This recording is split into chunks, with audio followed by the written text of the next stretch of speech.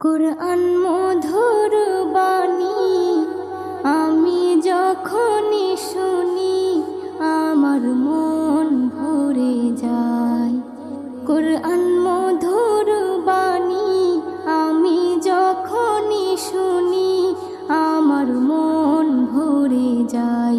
শোনো মুমিন মুসলমান, পড়ে দেখো না কুরআন, কত শান্তি পাওয়া যায়।